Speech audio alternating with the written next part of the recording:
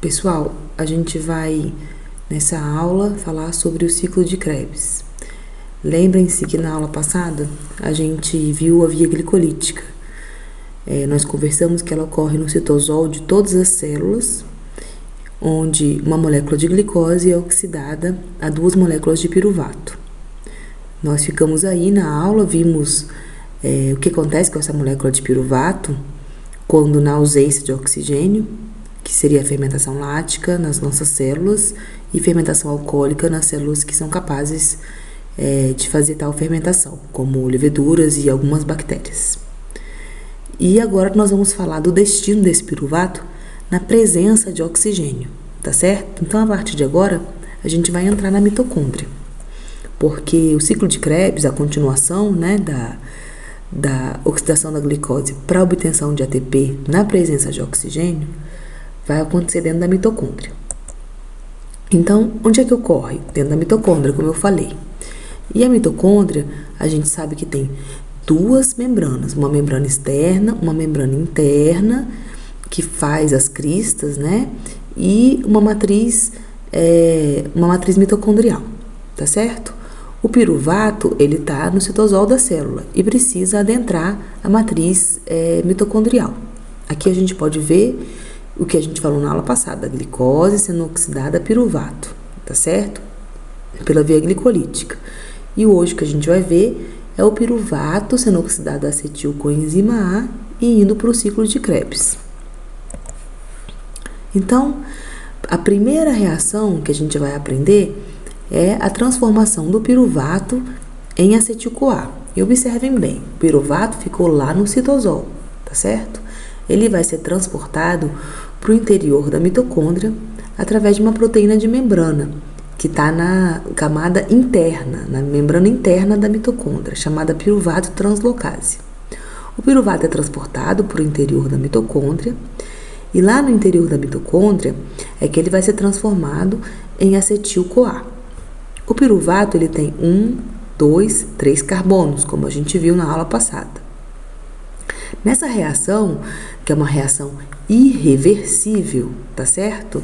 Só caminha para um lado, ela é comandada por uma enzima chamada piruvato desidrogenase. O que acontece nessa reação? Acontece o seguinte: esse piruvato perde um carbono na forma de CO2, ganha uma coenzima A para ativar esse grupo acetil, e durante esse processo a gente tem a redução de um NAD+ a NADH, ou seja, aqui dentro da mitocôndria eu formo um NADH, que nós veremos na próxima aula, vai para o ciclo, para a cadeia transportadora de elétrons doar os seus elétrons, tá certo? E ficamos então com um composto contendo 2 carbonos, marcado com uma coenzima A. Essa aqui, como vou repetir, é uma reação irreversível.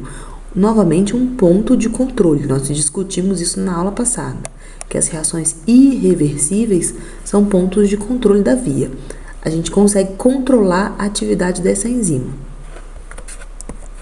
Bom, aqui a gente está vendo esse complexo da piruvato desidrogenase. É formado por 3 enzimas que estão ligadas de forma não covalente, por interações não covalentes. E a gente vê aqui, então, que o piruvato em rosa, 1, 2, 3 carbonos, vai adentrar esse complexo e vai terminar na forma de acetil, 1, 2 carbonos, marcados com uma coenzima A. Observem que logo no começo da reação, a gente perde um carbono na forma de CO2. E tem aqui, como eu falei para vocês, a redução do NAD+ em NADH e a marcação desse acetil-CoA, desse grupamento acetil com uma coenzima A, tá certo? Esse complexo da piruvato desidrogenase, ele tem 5 coenzimas: o NAD oxidado, FAD oxidado, a tiamina, que é uma vitamina, a coenzima A e a lipoamida, tá certo? Esse complexo, ele pode ser regulado tanto por fosforilação como por desfosforilação, ou de forma alostérica, que a gente conversou na aula passada, onde a gente tem moduladores positivos e moduladores negativos. Então, observem aqui, efetores positivos que aumentam a atividade da piruvato desidrogenase. A coenzima A. Se eu tenho bastante coenzima A na mitocôndria, significa então que eu não estou formando acetil-CoA, tá certo? Estou gastando, na verdade, né? Nós veremos lá para frente que a coenzima A, ela é importante para ajudar a doação desse grupo acetil. Então, se eu estou com coenzima A livre, significa que eu estou doando acetil. Então, eu estou precisando de ATP. NAD oxidado. NAD oxidado significa que o NAD reduzido está doando seus elétrons na cadeia transportadora de elétrons. E eu tenho uma razão NAD oxidado, NAD reduzido alta, o que significa então que eu preciso, né, reduzir esse NAD para doar mais na cadeia transportadora de elétrons. AMP. AMP significa que eu estou gastando ATP, tá certo? A razão AMP alta significa que eu estou gastando ATP. Mais um motivo para eu ativar essa enzima. E o cálcio vem justamente da contração muscular, tá certo? No momento da contração muscular, a gente libera cálcio lá dos retículos sarcoplasmáticos e a contração muscular gasta ATP. Então, aumento de cálcio significa então que eu estou usando ATP. Então, eu preciso ativar essa via para poder produzir mais ATP. Do outro lado, a gente tem o ATP como modulador negativo, ou seja, a alta concentração de ATP vai dizer para a célula, não preciso mais de ATP, então ela já vai diminuir a atividade dela. Mesma coisa se eu encontrar uma alta concentração de NAD reduzido na célula.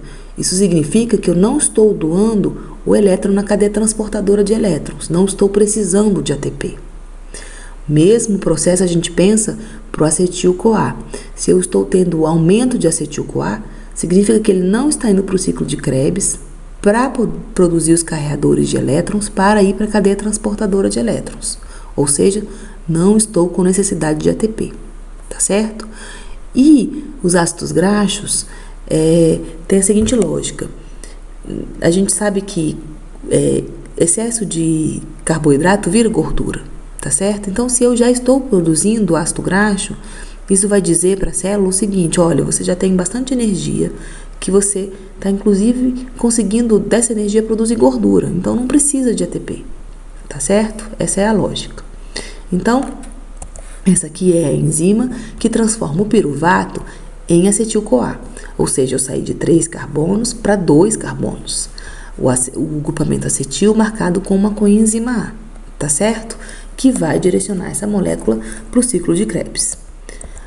Só para vocês terem uma noção, aqui embaixo a gente vê em azul os 2 carbonos provenientes do piruvato, que agora, né, na reação anterior, perdeu um carbono na forma de CO2. Esses são os 2 carbonos provenientes do piruvato. Aqui eu tenho um átomo de enxofre, que no caso, aqui vocês veem em rosa esse átomo de enxofre aqui, e aqui esse grupo tiol. É só para vocês terem uma ideia que tudo isso aqui é a coenzima A, tá certo? A gente tem uma ribose participando desse composto, uma adenina participando desse composto, ela é gigantesca. E ela tem a função de marcar esse acetil, de ativar esse acetil, esse grupamento acetil, para que a gente consiga doá-lo na cadeia, no ciclo de Krebs, tá bom? Então, como é que quais são os possíveis destinos dessa molécula, né, de acetil-CoA depois que ela é formada dentro da mitocôndria? O acetil-CoA é sempre formado no interior da mitocôndria. A membrana interna da mitocôndria, ela não é permeável ao acetil-CoA. Então, eu preciso colocar o piruvato para dentro da mitocôndria. Então, esse piruvato, ele pode ser transformado em acetil-CoA, esse piruvato proveniente lá da glicose. Aminoácidos também podem ser oxidados até acetil-CoA, assim como ácidos graxos. E dependendo da situação que a gente se encontra, do hormônio circulando da nossa situação metabólica, esse acetil-CoA pode ir para o ciclo de Krebs, pode ir para ser utilizado para formar ácidos graxos e esteróis, colesterol, por exemplo. E o acetil-CoA também pode ser transformado em corpos cetônicos, quando em jejum prolongado. O que a gente vai ver hoje em sala de aula é o piruvato sendo transformado em acetil-CoA, que a gente acabou de ver pelo complexo da piruvato desidrogenase, e depois esse acetil-CoA sendo direcionado para o ciclo de Krebs e vendo as reações que acontecem no ciclo de Krebs, tá certo? Bom, lembrando que a gente está dentro da mitocôndria na presença de oxigênio. Terminando de oxidar a molécula de glicose, nós estamos à procura de energia para a produção de ATP. Esse aqui é o ciclo de Krebs, tá certo? A gente tem 1, 2, 3, 4, 5, 6, 7, 8 enzimas participando desse ciclo. É um ciclo, não tem começo nem fim, mas de forma didática, a gente inicia o ciclo de Krebs aqui no topo pelo acetil-CoA. 2 carbonos marcados aqui em rosinha, que são os carbonos provenientes do piruvato, que a gente oxidou lá no citosol durante a glicólise, tá certo? Então, na primeira reação do ciclo de Krebs, a gente tem a condensação, a junção do oxaloacetato ao acetil-CoA. A gente junta uma molécula de 2 carbonos, 2 carbonos, com uma molécula de 4 carbonos, que é o oxaloacetato. 2, 3, 4 carbonos. Então, nessa condensação, a gente joga fora o CoA, tá certo? O CoA, ele é jogado fora. E a gente, então, tem uma molécula de 6 carbonos. 2, 3, 4, 5, 6 carbonos. O citrato, ou o ácido cítrico, que dá o nome do ciclo de Krebs também, que pode ser o ciclo do ácido cítrico. O citrato, essa molécula de 6 carbonos, vai ser transformado em isocitrato. 2, 3, 4, 5, 6 carbonos ainda, tá certo? Essa transformação aqui é feita por uma enzima chamada aconitase. E essa transformação é dada de forma que a gente permita que o isocitrato seja substrato dessa molécula aqui, dessa enzima, a isocitrato desidrogenase, que vai fazer uma reação de óxido-redução. Lembra? Desidrogenase. Ela vem acompanhada de um cofator. E nesse caso, o cofator vai ser um NAD oxidado. Então, quando a gente transformar o isocitrato em alfa-cetoglutarato, eu vou pegar esse NAD oxidado e vou transformar num NAD reduzido, tá bom? Que vai depois para a cadeia transportadora de elétrons, ajudar na formação de ATP. A gente sai de uma molécula de 2, 3, 4, 5, 6 carbonos para uma molécula de 2, 3, 4, 5 carbonos. Então, a gente perde nessa reação também uma molécula na forma de CO2. E observem que aqui está marcado em rosa os carbonos que vieram do acetil-CoA, tá certo? Então, essa molécula que a gente perde na forma de CO2, ela não veio do acetil-CoA que acabou de entrar no ciclo de Krebs. Isso é muito importante, porque eu já li em livros e já escutei vídeos que falam que essa molécula é do acetil-CoA que acabou de entrar, mas não é verdade. E outra coisa, essa aqui é uma reação irreversível, de uma direção só. Nós veremos que vai ser um ponto de controle da via. Essa enzima aqui é uma enzima alostérica, vai ter moduladores positivos e moduladores negativos. A quarta reação, eu vou ter a transformação do alfa-cetoglutarato em succinil-CoA. CoA, tá certo? Nessa reação entra uma coenzima A. Essa coenzima A que saiu aqui de cima é colocada nessa molécula na quarta reação. Então, o alfa-cetoglutarato é transformado em succinil-CoA. E, de novo, eu tenho uma reação de óxido-redução, onde eu perco um carbono na forma de CO2. Observem que não é o carbono proveniente do acetil-CoA. E, além disso, essa enzima, a alfa-cetoglutarato desidrogenase, traz consigo um NAD oxidado, que ao final da reação vai formar um NAD reduzido. Então, aqui nesse ponto, na quarta reação, eu chego a uma molécula que tem 2, 3, 4 carbonos, tá certo? A mesma quantidade de carbono que o oxaloacetato quando termina o nosso ciclo aqui. Ou seja, daqui para frente eu não perco mais carbonos. Eu vou transformar o succinil-CoA em oxaloacetato. A próxima reação, a quinta, o succinil-CoA é transformado em succinato. e aqui eu perco a coenzima A nessa reação, é feita por uma enzima chamada succinil-CoA sintetase e formo um GTP, uma molécula energética, a única molécula energética que eu formo no ciclo de Krebs inteiro. Depois, o succinil-CoA, com seus 4 carbonos, é transformado em fumarato pela succinato desidrogenase. Essa desidrogenase vem acompanhada também de um cofator.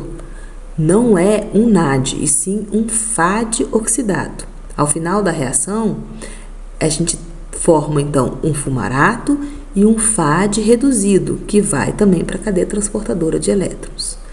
Quero que vocês lembrem o nome dessa enzima aqui, succinato desidrogenase, porque mais para frente, justamente na cadeia transportadora de elétrons, ela vai aparecer novamente. Eu vou perguntar para vocês da onde é que a gente já conheceu esse nome. Vocês têm que saber que veio do ciclo de Krebs. O fumarato é transformado em malato pela fumarase. E, finalmente, o malato vai ser transformado em oxalacetato pela malato desidrogenase.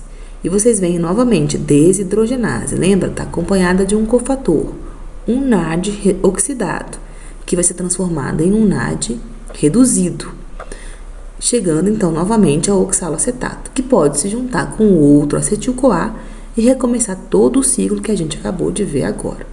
Então, a partir de uma molécula de acetil-CoA, eu formo 1, 2, 3 NADs reduzidos, um FAD reduzido, uma molécula energética e perco 2 carbonos na forma de CO2.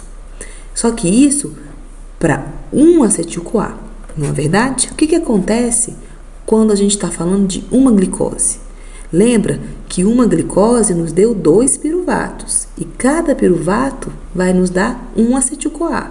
Ou seja, se eu pensar em uma glicose, eu tenho que pensar tudo em dobro, que eu vou ter, em vez de 1, 2, 3 NADs reduzidos, vou ter 6 NADs reduzidos, 2 FADs reduzidos, 2 moléculas energéticas e 4 CO2, tá certo? Porque para cada glicose eu ganho 2 piruvatos e cada piruvato vai nos dar 2 acetil-CoA.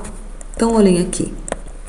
Quando uma glicose é oxidada, lá no citosol, uma glicose nos dá 2 piruvatos. E nessa brincadeira, eu produzi 2 NADs reduzidos, que lá na cadeia transportadora de elétrons vai nos dar 6 ATPs. Depois, a gente tem, que a gente viu na aula passada, o saldo líquido da glicólise nos gera 2 ATPs, que está marcado aqui. Bom, quando o piruvato é transformado em acetil-CoA, eu formei um NADH. Mas, como nós temos 2 piruvatos, a gente forma 2 NADs reduzidos, um total de 6 ATPs.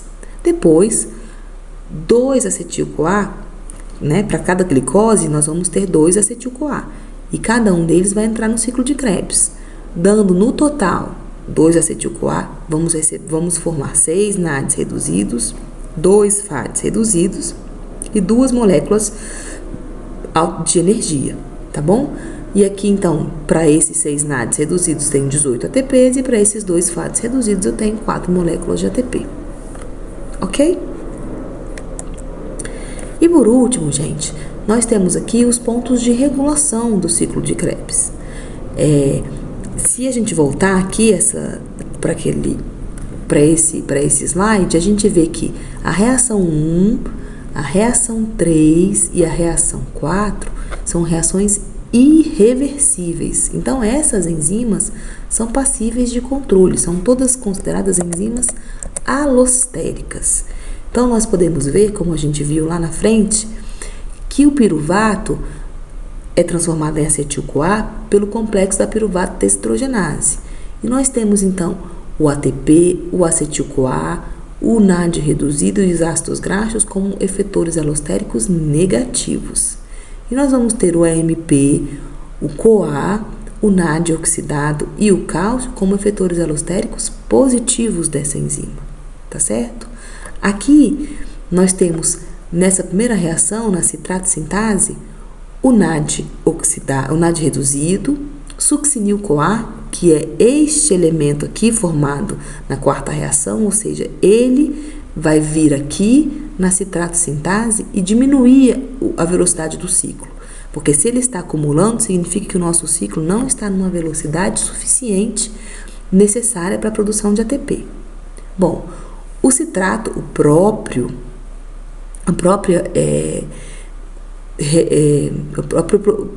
o produto da via também consegue inibir a citrato sintase. Alta concentração de ATP, porque se eu tenho alta concentração de ATP, não preciso mais ATP, então posso diminuir a velocidade do ciclo de Krebs e a formação da cadeia dos transportadores de elétrons, dos doadores de elétrons, desculpa. E o ADP vai ser um fator alostérico positivo, porque vai significar para a célula que eu estou gastando ATP. Então eu preciso aumentar esse ciclo. Tá certo? Aqui, o efetor alostérico negativo da isocitrato desidrogenase é o ATP, novamente. Altas concentrações de ATP significa para a célula que não está precisando produzir mais ATP. Então, o ATP vem aqui, se liga e fala, diminui um pouquinho aí a velocidade. O cálcio e o ADP têm o mesmo pensamento da citrato sintase e da piruvato desidrogenase. E aqui, na última reação irreversível, que é no complexo da alfa-cetoglutarato desidrogenase, nós temos o produto da via, ele inibe a enzima, tá certo? O NAD reduzido significa que a gente não está tendo necessidade de doar elétrons para a cadeia transportadora de elétrons. E no caso, o cálcio, ele é um efetor alostérico positivo, pelo mesmo pensamento que a gente teve aqui no complexo da piruvato desidrogenase.